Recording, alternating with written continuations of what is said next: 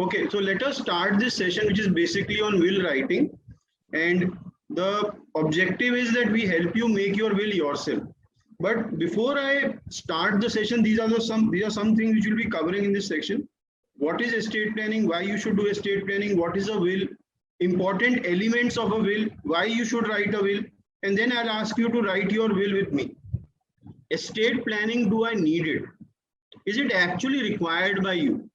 For this, I am asking you certain questions which you will see on the screen, and for each question there are only two possible answers, yes or a no. And if your answer is yes to my question, then please write a Y in your notebook, otherwise write a N. So if the answer is yes, I am concerned about it, yes, I want this to happen, yes, it would be good if this happens, then type a Y. And if the answer is no, I am not concerned about this, it doesn't matter to me whether this happens or not, or I don't want this to happen, then write a N. So the first question is, do you want to have full control over your property while you're alive? Do you want that your property remains under your control till you are alive? All of us want to maintain control over our property till we are alive. Why? Because this control of yours over your property ensures your financial security.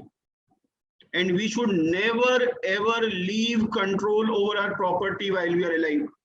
I always tell participants in my session that love everybody in this world, but not more than yourself. Because only a secured person can help anybody else, whether they are his children, spouse, parents, or anybody else. So your first duty is to secure yourself. So never ever leave control over your property while you are alive. The second question is, do you want to take care of yourself and your loved ones if you become disabled? In case you are in coma, you are paralytic, you are mentally unsound, even in such a situation, would you like to take care of yourself and your loved ones, at least financially, if not physically? I think all of us would like to do that. Now comes my third and the most important question in this series of questions. Do you want to give what you want, to whom you want, the way you want, and when you want on your passing away? Do you want that after you, your property only goes to people you want it to go, at the time you want it to go, in the manner and mode you want it to go, and in the proportion you want it to go? That means you not only want to keep control over your property while you are alive, you want to maintain that control even after you are dead. And the last question which I need to ask in this series of questions is, do you want to save every last professional fees, transfer cost, and court cost related to transfer of your wealth? Do you want that this process of transfer of wealth from you to your next generation is very easy for the next generation? Do you want your next generation to easily inherit your assets without having to go to court, meet lawyers, visit financial institutions, etc. to get this wealth? I think all of us want to do that. And friends, if the answers to these four questions which I have asked is yes for you, your family, your friends, your clients, anybody, then you need to learn estate planning. Then you need to do estate planning. Because estate planning is the only way to ensure that post you, your properties distributed as per your wishes and desires. It's the only way to ensure that you retain control over your property while you are alive. It's the only way to ensure that even if you are incapacitated, you are able to take financial care of yourself and your loved ones. And it's the only way to ensure that post you, it is easily, without any trouble, without any disharmony, peacefully transferred to the next generation. So now in estate planning, one of the aspects is succession planning. And what is succession? Succession is passing of assets and liability from a dead person to living person. So when a dead person passes away, then he or she not only passes his assets or her assets, but also her liabilities. And this process of passing of assets and liability post somebody is called succession. And there are two ways by which succession can occur: testate or intestate. Testate succession is when you pass away, leaving behind some instruction how it is to be distributed after you. And if you die without doing anything, it is intestate. So if you leave behind a will or a trust, it is testate. If you die without creating something, some document, some way, then it is intestate. And unfortunately in India, around 95% people in India die intestate. And I want all of you, when you pass away, to die testate. So what are the tools of testate succession planning? There are two major tools of testate succession planning: will and trust. And for most of us, will is sufficient and trust might not be required. Although in some cases, trust is more advisable than will. Let's talk about will. So today's session is basically on will. So what is a will? Will means the legal declaration of the intention of a testator with respect to his property, which he desires to be carried into effect after his death. Now, every word in this definition of will has a meaning. And the first word which you should concentrate on is legal declaration. When you legally declare your intention regarding your property, which needs to be carried into effect, which needs to be implemented after you, that legal declaration is called a will. Now, who can make a legal declaration? Who is allowed to make a legal declaration? A person with sound mind and who has reached the age of majority. So, will is created by a person of sound mind and a major person. That's a prerequisite to make a will. Now, let's go further into wills. Now, in India, the applicable laws in India about will are basically two. Hindus, Christians, Parsis, etc. are governed by the Indian Succession Act for their testamentary succession or making a will. Now, let me clarify, when I am talking about Hindus, I am including in Hindus Buddhists, Sikh and Jains, because they are also considered Hindus.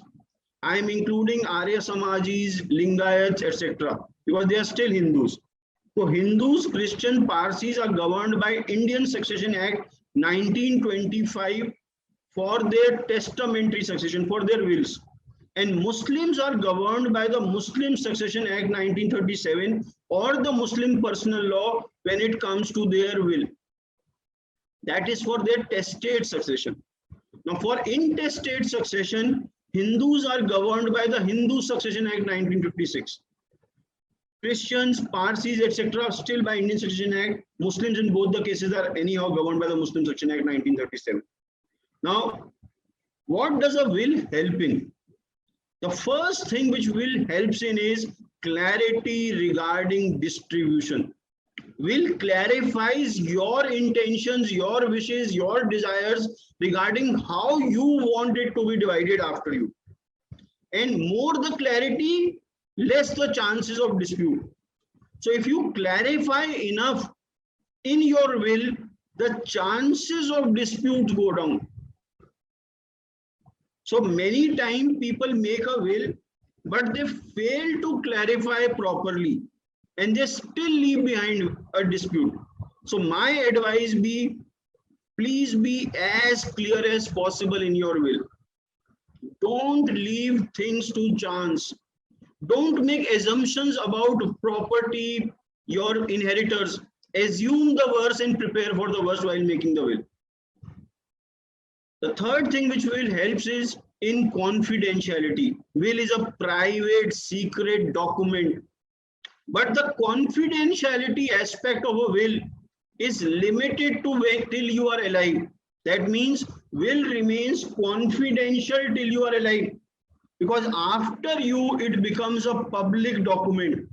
And many people find it troublesome that it will become a public document, because will has two informations which you might not want the world to know.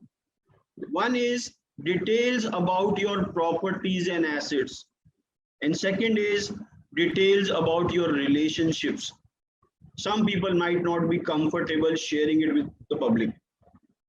The fourth thing which will help is in making provisions for minor children. If you have children who are minor, you can make provisions, you can take care of those children through a will. Although we as professionals always suggest that you create a different document for it and do not include it in your will. That document is called a letter of guardianship. But still, if you want, you can make it in a will. Will helps you in transferring offshore assets.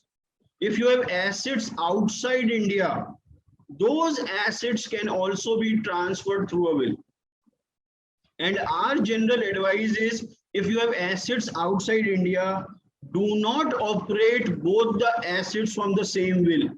Make separate wills for separate countries. The sixth thing which the will helps is disinherit certain relatives. If you want a particular relative or a particular set of relatives who by default would get a part of your wealth or your entire wealth, not to get anything, you can only do it after you make a will. Otherwise, the default option, they might be one of the inheritors or successors. Why do most people not write a will? Why do most people not write a will? So people say, I am married, so I don't need to write a will because my spouse will get everything after me. 100% false. Because your legal heirs, your successors, in absence of will, are not limited to your spouse, whether that's your husband or wife. Now, just to prove this point, let me tell you who are your legal heirs today, because most of you would not have created a will. So, in India, the legal heirs in absence of will is determined by succession laws. It depends on the religion you follow, because these laws are religion based. So if you are a Hindu, as I told you, Hindu Succession Act, Muslim Succession Act 1937, Christians Indian Succession Act. So just to give you an example, I am telling you your legal heirs, and you can note down your legal heirs. And for an example, I am only talking about the Hindu male. If you are a Hindu male, who are your legal heirs? If you want to note, you can note it down. So first person name whom you should write, note down, is your mother if she is alive. If you are a Hindu male and you are lucky enough to have a mother who is alive till date, please write her name on the top. Below it, write the name of your wife if she is alive. Below it, write the name of all your children who are alive today, one below the other. It does not matter whether the child is a son or a daughter, married or unmarried, major or minor, adopted or biological, sane or insane, doesn't matter. If you have a child who is alive today, write the name of the child one below the other. And below it, if one of your child has passed away, but the child who has passed away is survived by a spouse or a child, write the name of the child who has passed away also. Now count the total number of people you have written, because your wealth would be equally divided among all of them, because these are the default legal heirs of a Hindu male if he dies without a will. So this thinking that I am married so my spouse will get everything after me is totally false for all religions, and irrespective of the gender you are. The second question is, people say I have nominees for all my bank accounts, so I don't need to make a will. Totally false. Because as per the law, nominee is not the owner of the funds. Nominee is just the caretaker, distributor of the funds, not the owner of the funds. For example, I have a bank fixed deposit of say 10 lakh rupees, which is in my name, and I made my wife the nominee, and I pass away. Will my wife get everything after me? No. The bank's obligation ends by paying this money to my wife because she is the nominee. But as nominee, she doesn't have ownership right over this money, only distribution rights. And whom would she have to distribute this 10 lakh rupees? Suppose my mother is alive, my wife is already alive, and I have two sons. So she'll have to divide it equally among all four of them if there is no will. That means each one of them gets 2.5 lakh rupees each. So saying that I have done nomination so I don't need a will is totally false. Some people say it's a taboo. If I make a will, I die early. They are superstitious about it. So I can tell you, as Rao sir told, more than 2,000, 3,000 people have made will in this last 15, 20 days. And I hope everybody is fine till date. So people don't die by making a will. In fact, they become more peaceful and the life increases because you are now at peace with what happens to my assets after me. Then I have people who say, my children will never fight over my assets. I have such good children. They are so well behaved. They have such good character. They love so much each other that they will never ever fight over my assets. To such parents, I need to ask one question. When they were young, when they were kids, and you bought them toys, did they fight over the toys you bought for them?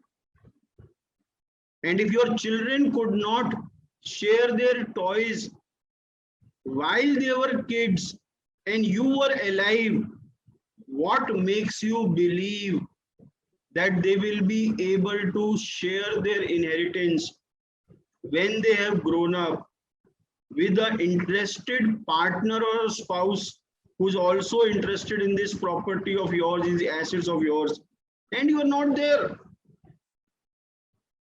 My advice to you would be, do not assume an agreement amongst your inheritors. Try to create one while you are alive. And people who do that, their family remains more closely bonded together. So do not assume agreement, try to create one. And the last thing people tell me is making a will is complex, time consuming and expensive. So I rather not do it. Let me tell you, making a will is not at all complex. It is not at all time consuming and never expensive. So all of these are myths as far as I am concerned about why you have not made a will. In fact, it is said, where there is a will, there is a way. And this will is the estate planning will, right? Because if you make a will, you are leaving behind a way, a good way for your inheritors to show that you really cared about them. And you would do everything to ensure that there is peace among them. There are some terms which are used in a will. I'll quickly go through them. The first term is the administrator. To understand an administrator, you need to understand an executor. Now, who is an executor? Your after death agent to implement your will is called an executor.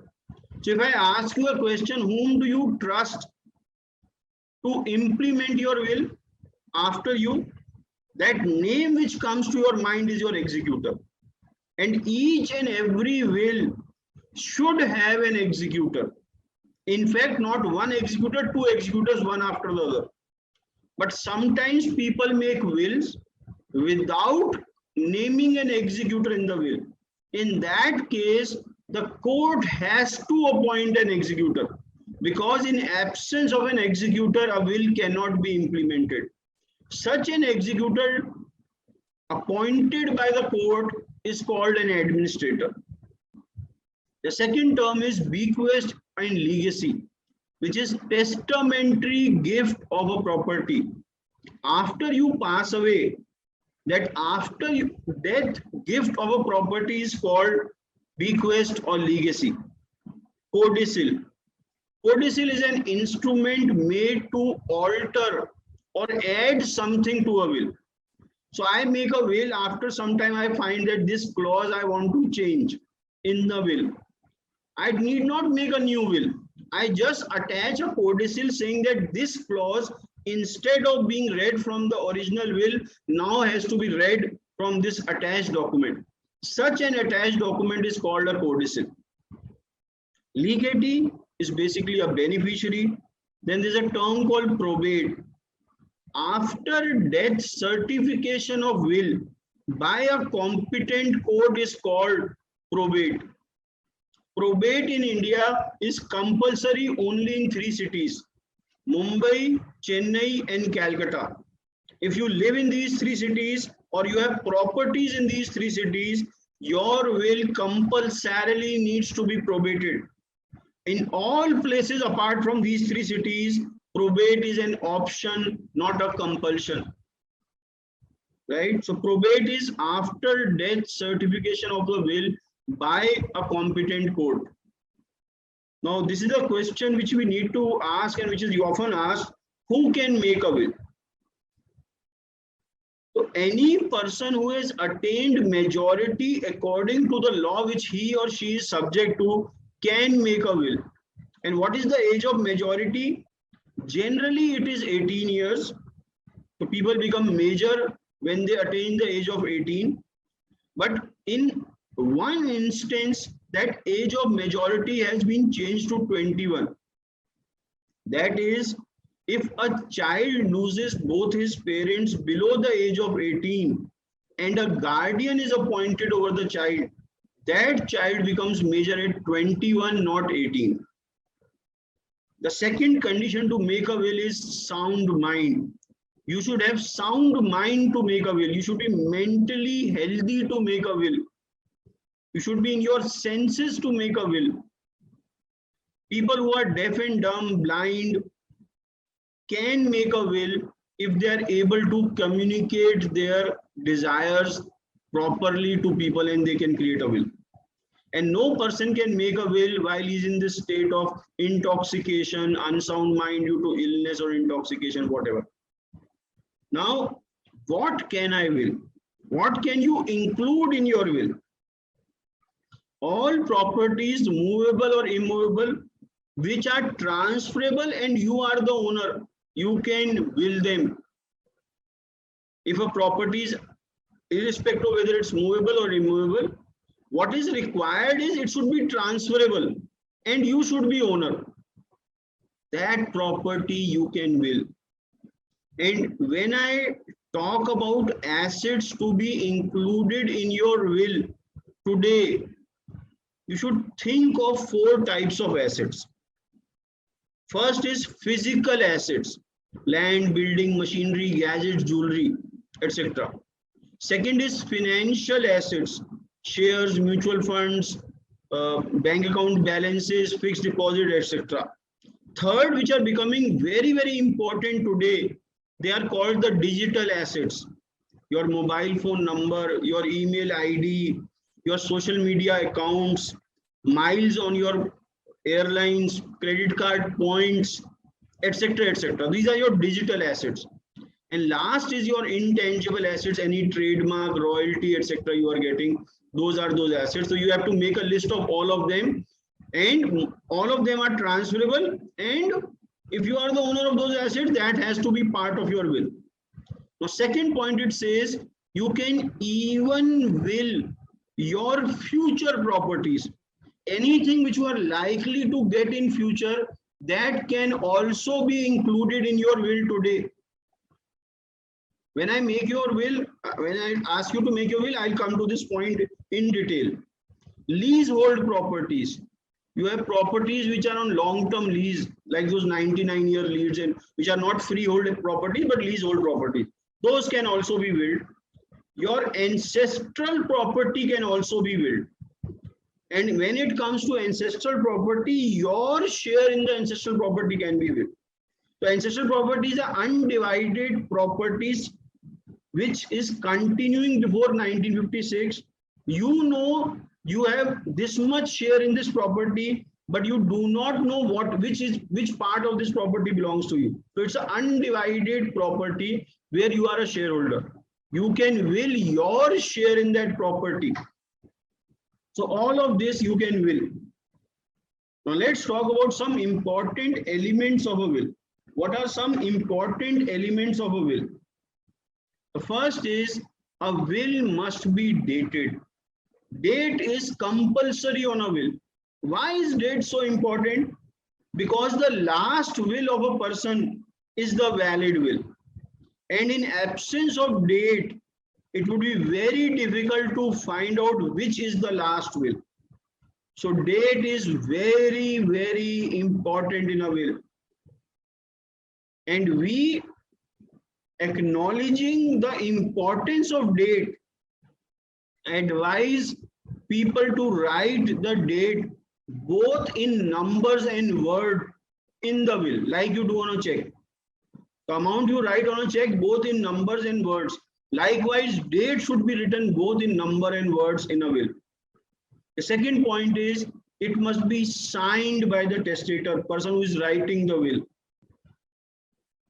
This person should ideally sign on all pages of the will, but at least should sign on the last page where this person who is creating the will's name is written. The third point is it must express a desire that wishes to be created after his death. So will should be always post-death wishes. Anything which you desire pre-death, if that is included in the document, that document ceases to be a will. So suppose I have two houses. One house I give to my son right now, and other house I am giving to him after my death. And I include this in the same document. Now this document is no longer a will because it is partially implemented pre-death. So anything that is pre-death cannot be a will. It should be always post-death, always after you. There must be a disposition of property. If I write in a document that I want my son to become a chartered accountant, is this a will? No, because you're not giving money to anybody, you're not giving property to anybody. How can this be a will? This is just your wish. But suppose I say I want my son to become a chartered accountant, and for this I am giving him 5 lakh rupees post my death in case he's still not a chartered accountant. Now that's a will because property is being given to somebody. The next point is a will must be attested by at least 2 witnesses. At least 2 witnesses should confirm your signatures on the will. And the word underlined is at least. That means you can have more than 2 witnesses in a will. And ideally, you should have more than 2. Why are witnesses so important in a will? Because tomorrow, if this will is challenged, at least one of this witness should go to the court and dispose in person to the court that he or she saw you signing the will. If there are more witnesses, more is the likelihood of somebody going there and asking and disposing before the court. A witness need not read the contents of the will before signing it. Witness is only confirming that he or she saw you signing the will. They need not be aware of what is written inside a will. So if it is my will and I want you to witness, I will open the last page and sign in front of you. Then I'll ask you that below this sign confirming that you saw me signing my will. And you sign as a witness. Now what are you confirming? Only you saw me signing my will. That's it. So witness need not read the contents of the will before signing it. Witness only confirms that he or she saw you signing the will. A witness or his or her spouse cannot be a beneficiary in a will. Somebody who's benefiting from this will cannot be a witness to this will. Very, very important thing. So only non-beneficiaries can witness a will. Even a beneficiary's spouse is not or should not become a witness to a will. So if some of your close relatives whom you are likely to get something ask you to witness their will, please excuse yourself. No, not a good idea to do that, because that will would still remain valid, but your share as a witness, because you became a witness, would be taken away legally from you if you become witness to a will where you are a beneficiary. Okay, now let's talk about executor. Very, very important person, executor. So whom do you trust to implement your will after you? That person is called an executor. A will cannot be implemented without an executor. If you do not appoint an executor in a will, the court will appoint one. And who can be an executor? Anybody who is major and of sound mind can be an executor. Executor is the most important person in the will, because after you, they will get hold of all your assets. They have the legal duty to distribute those assets as per the will.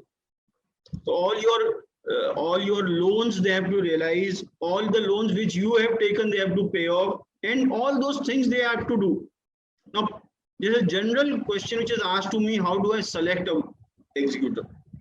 So these are some of my thoughts about choosing an executor.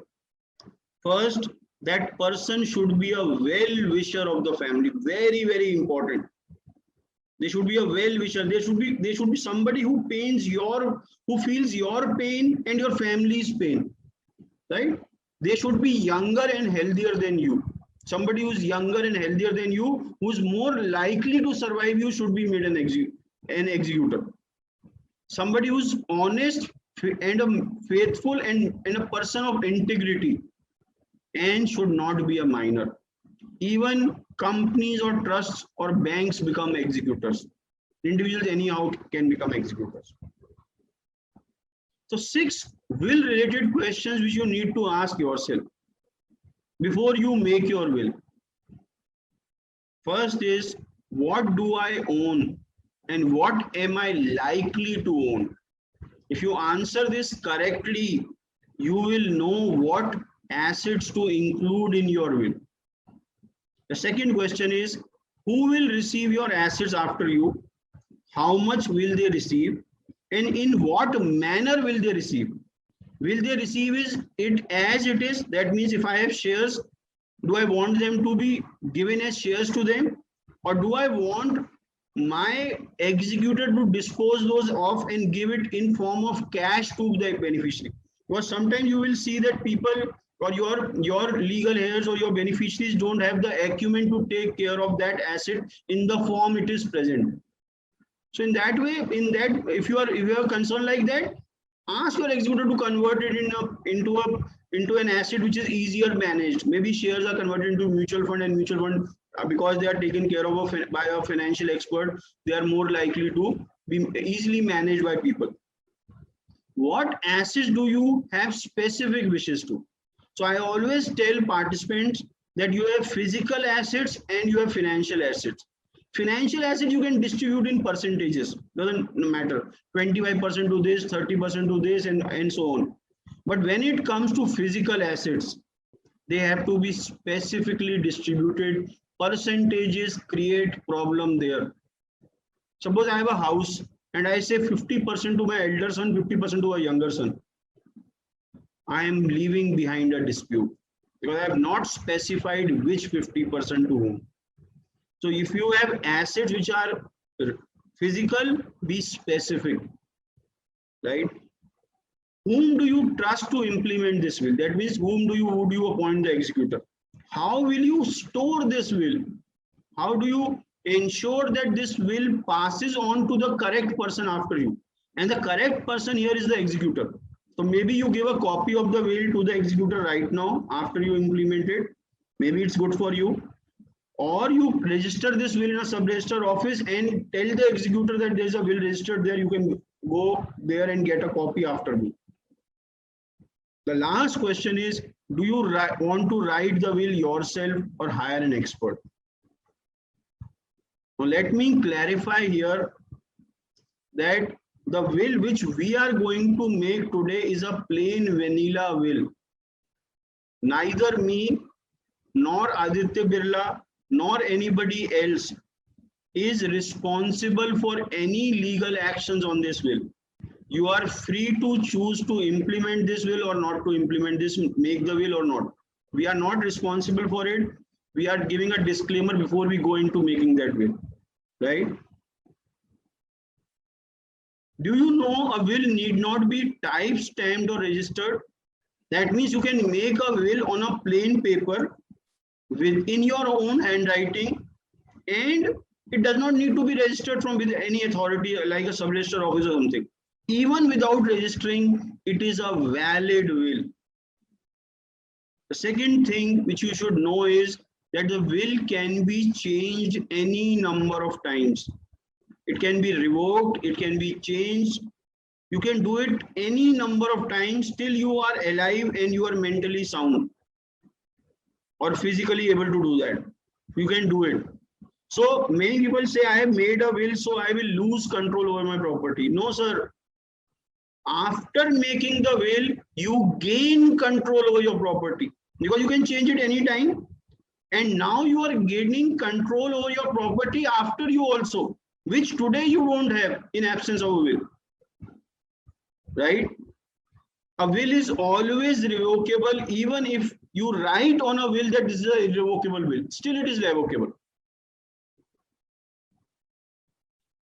I'll just clarify some points about a Muslim will before we go into making a will. First is, a Muslim can make will of only 1/3 of their property. That's the Muslim succession law. So if you are a Muslim, the maximum amount of property you can give in your will is limited to 1/3 of your entire property, right? More than 1/3 you can give, provided the beneficiaries give consent to it. And if you are a Sunni Muslim, this consent from the beneficiary should come after you. And if you are a Shia Muslim, it can come either while you are alive or after you. Muslims can make an oral will, yet written will is desirable. So let us now go and make our will.